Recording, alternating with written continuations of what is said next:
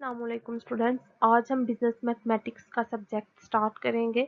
Business mathematics की book start करने से पहले हमें नो वो होना चाहिए कि बिज़नेस मैथमेटिक्स का मतलब क्या है। बेसिकली इसमें दो टर्म्स इस्तेमाल हो रही हैं, business and mathematics. So what is meant by business and what is meant by mathematics. Math आप लोगों ने 9th 10th में जो है वो भी किया होगा, लेकिन जब हम इसको कंबाइन स्टडी करते हैं बिज़नेस मैथमेटिक्स, तो बिजनेस मैथमेटिक्स का मीनिंग क्या है, यानी कि बिजनेस में मैथ्स का क्या काम है। तो पहले हम देखेंगे कि बिजनेस क्या है, देन हम मैथमेटिक्स की डेफिनेशन करेंगे एंड देन हम इनकी कलेक्टिव डेफिनेशन करेंगे बिजनेस मैथमेटिक्स। देन हम जो है वो चैप्टर नंबर 1 की एक्सरसाइज नंबर 1.1 जो है वो स्टार्ट करेंगे और उसका फर्स्ट क्वेश्चन जो है वो करेंगे आज के लेक्चर में। So let's have a look on the definition of business. A business is an organization where people work together. In a business, people work to make and sell products or services. कोई भी ऐसी organisation जहाँ पर लोग इकट्ठे मिलकर काम करें, उसको हम लोग बिजनेस का नाम दे सकते हैं। बिजनेस में लोग इकट्ठे मिलकर अब काम क्यों करते हैं, ताकि वो जो प्रोडक्ट्स या फिर सर्विसेज ऑफर करते हैं वो दूसरे लोगों को सेल आउट कर सकें। अगर प्रोडक्ट्स का बिजनेस है तो मैन्युफैक्चरिंग का बिजनेस है तो आप लोग पहले प्रोडक्ट्स बनाएंगे और दूसरे लोगों को सेल आउट करेंगे। अगर सर्विसेज का बिजनेस है तो आप लोग दूसरे पर्सन को अपनी सर्विसेज जो है वो ऑफर करेंगे, और ये ऑफर आप लोग क्यों करेंगे, for the purpose of earning profit. Basic purpose तो यही है किसी भी बिजनेस का, प्रॉफिट अर्न करना। तो इन सिंपल वर्ड्स हम ये कह सकते हैं, कोई भी legal activity for the purpose of earning profit, उसको हम लोग बिजनेस का नाम दे सकते हैं। कोई भी लीगल एक्टिविटी जो कि कोई इंसान परफॉर्म कर रहा है और उसका बुनियादी मकसद क्या है कि वो उससे प्रॉफिट गेन करे, उसको हम लोग बिजनेस का नाम दे सकते हैं।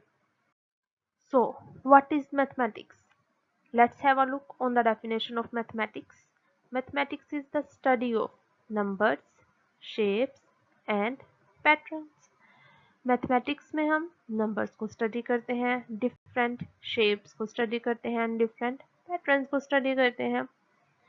अब हमने बिजनेस की डेफिनेशन भी कर ली, मैथमेटिक्स की डेफिनेशन भी कर ली, लेकिन अभी हमने दोनों की डेफिनेशन अलहदा-अलहदा की है।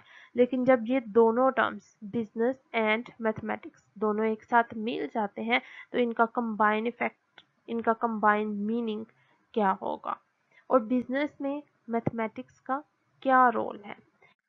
Business mathematics are mathematics used by commercial enterprises to record and manage business operations. Commercial organizations use mathematics in accounting, inventory management, marketing, sale forecasting, and financial analysis. अब बिजनेस मैथमेटिक्स जो है वो कोई भी business enterprise अपने business को manage करने के लिए और इसके ऑपरेशंस को रिकॉर्ड करने के लिए इस्तेमाल करती है।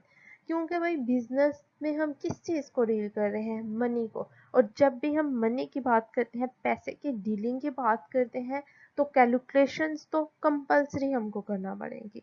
तो जितने भी बिजनेस के मैनेजर्स होते हैं, अपने बिजनेस को सही तरीके से रन करने के लिए, ऑपरेट करने के लिए उन्हें जो है वो बिजनेस मैथमेटिक्स की ज़रूरत पड़ती है, ताकि वो अपनी कैलकुलेशन जो है वो ठीक तरीके से कैलकुलेट कर सकें। स्टूडेंट्स, इस डेफिनेशन में 5 डिफरेंट टर्म्स इस्तेमाल हुई हैं जो आप लोगों के लिए न्यू होंगी। First one is accounting, second is inventory management, third one is marketing, fourth is sales forecasting and fifth is financial analysis.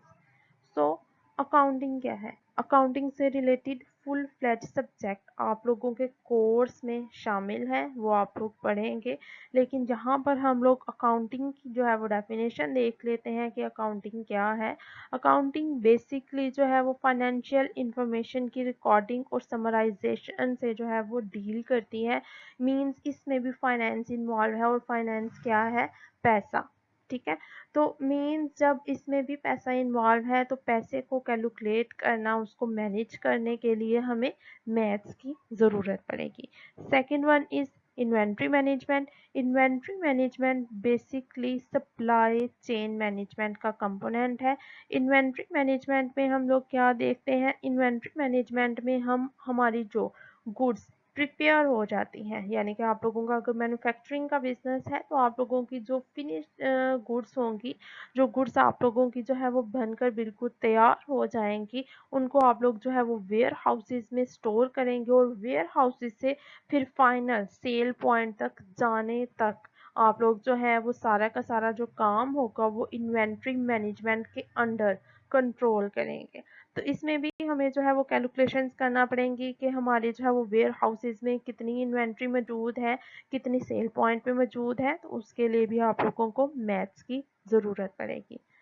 Third one is marketing.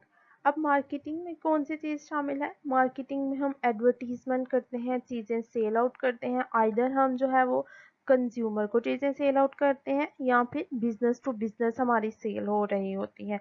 तो चीज़ों की एडवर्टीजमेंट जब हम करते हैं तो उसमें भी क्या लगता है, पैसा, पैसा लगता है। तो हमें जो है वो एडवर्टीजमेंट कब करनी है, कितनी उसके ऊपर कॉस्ट आएगी, इस सब को कैलकुलेट करने के लिए हमें बेसिकली जो है वो मैथमेटिक्स की ज़रूरत पड़ती है।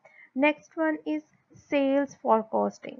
अब सेल फॉरकास्टिंग में क्या करते हैं, सेल फॉरकास्टिंग में हम फ्यूचर सेल्स को जो है वो एस्टिमेट कर रहे होते हैं कि इन फ्यूचर हम लोग जो है वो कितनी चीज़ें या कितनी कमोडिटीज़ जो है वो सेल आउट कर सकेंगे। और ये हमारी जो पुरानी पिछली सेल होती है, यानी कि इन पास्ट ईयर्स हमने जितनी सेल की होती है उनको देखकर जो है हम फ्यूचर फॉरकास्टिंग कर रहे होते हैं। तो इसके लिए भी हमें मैथमेटिक्स के डिफरेंट फार्मूलाज अप्लाई करने पड़ते हैं ताकि हम एग्जैक्ट अपनी सेल फॉरकास्टिंग कर सकें। अगर हमारी एग्जैक्ट सेल फॉरकास्टिंग होगी तो हम जो है वो उसके अकॉर्डिंगली जितनी चीज़ों की हमें ज़रूरत है उससे ना कम और ना ही उससे ज़्यादा चीज़ें प्रोड्यूस करेंगे, बल्कि एग्जैक्ट क्वांटिटी में चीज़ें जो है वो प्रोड्यूस करेंगे जो कि कंपनी के लिए फ़ायदेमंद साबित होगा।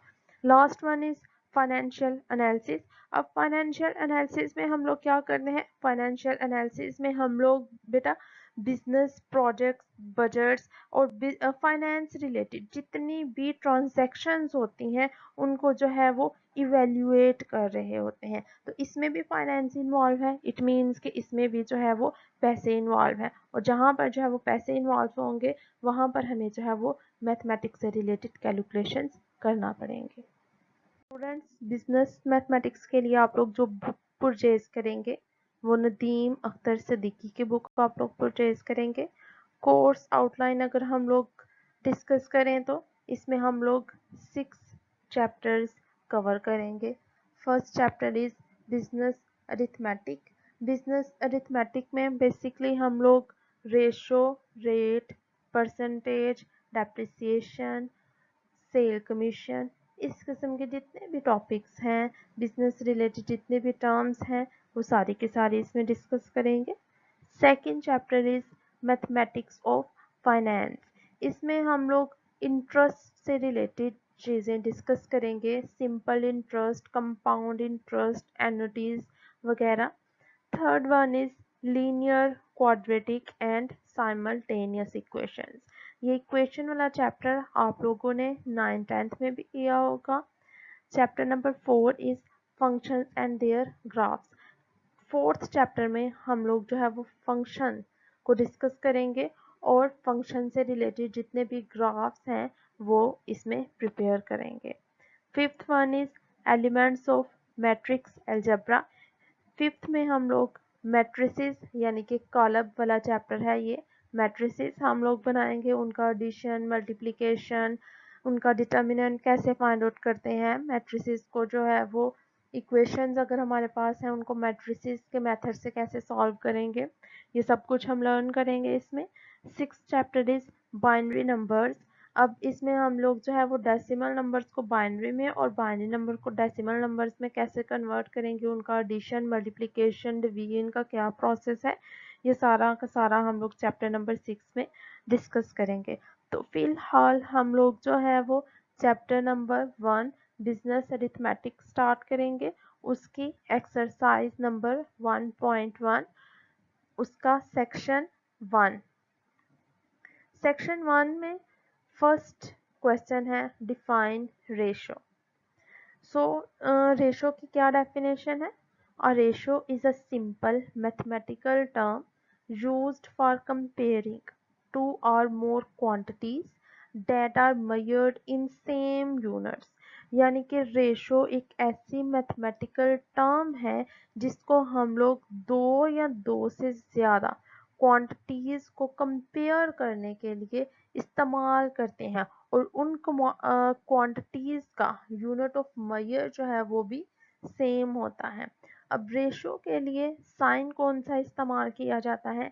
इंग्लिश में हम लोग जो कॉलन का इस्तेमाल करते हैं वही हम लोग मैथमेटिक्स में रेशो का साइन इस्तेमाल करेंगे।